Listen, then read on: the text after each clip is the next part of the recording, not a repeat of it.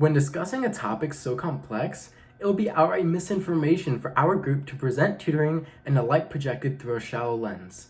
Yes, we all view tutoring as a positive activity in school. It makes sense. We, the students of Etowah, engage in academic discussions with other students with a lasting goal to better ourselves in our fields and focuses. Who could ever oppose such things? However, according to a recent study conducted by our group amongst East Wing tutors, the average attentiveness for on-level clients, which are students who get tutored, is around 59.2%, which falls beneath the client attentiveness for honors and AP clients, as their average is 72.3%. Under no attack for the concept of tutoring itself, but under a strong exemplification of a deeply rooted problem in the tutoring system, it is clear that there is a strong disparity between on-level and honors AP students in the tutoring field. Going off the principles of tutoring, the collective sense nevertheless, we should, as a leadership-driven team, fix these cracks in the tutoring system. We acknowledge the benefit of tutoring, we just need to revitalize tutoring to a glory that it could be, to see all students, regardless of academic status, improve their situations for the better. Going off these deeply rooted disparities, we can talk about the economic impact of improper tutoring. To be collective, to successfully tutor, we need to make strides to engage with everyone despite economic and cultural backgrounds, closing massive social and academic gaps as a result. This, of course, poses a big problem as many students are separated by socioeconomic class as well as by measured ability into different experiences within a given school, claims Jennifer L., a professor at Harvard University. As surface level as it may seem, money matters, and unfortunately in a school setting, the influence of money has led to a growing development in separating students from each other. In fact, we, amongst other students of Etowah, often see this separation in our own specified environment, whether it be clubs, sports, social groups, etc. And in my case, I rarely knew anybody from the East Wing Tutoring Center who did not align with the classes I was taking. This brings me to my main point, being academic developments remain at the forefront of socioeconomic separation for many reasons, one being some parents simply do not have enough time to assist their children's education, which will correlatingly fall behind parents that have that very luxury.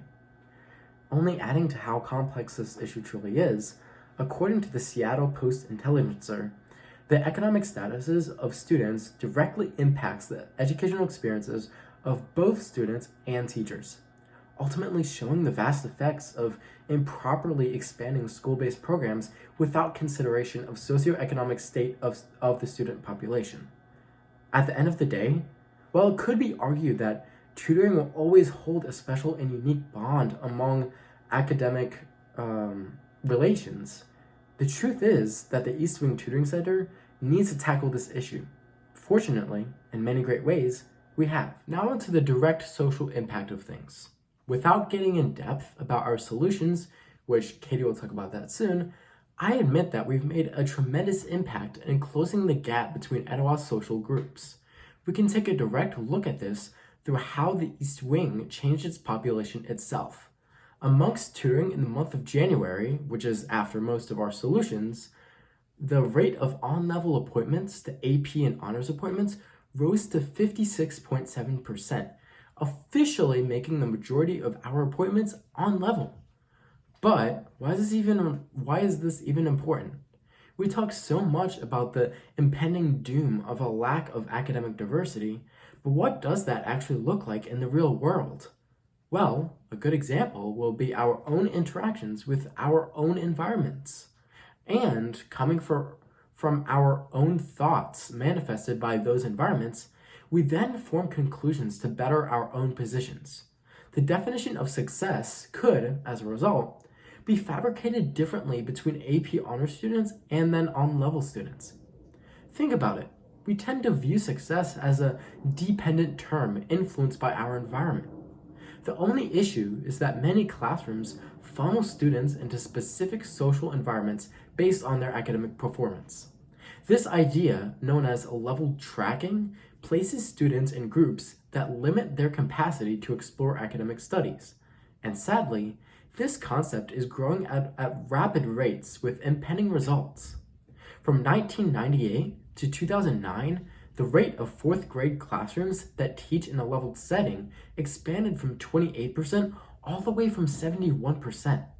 Although not used to the same degree in a high school setting, it is indisputable that preventing kids from learning at the same level as their peers will have trickle-down results.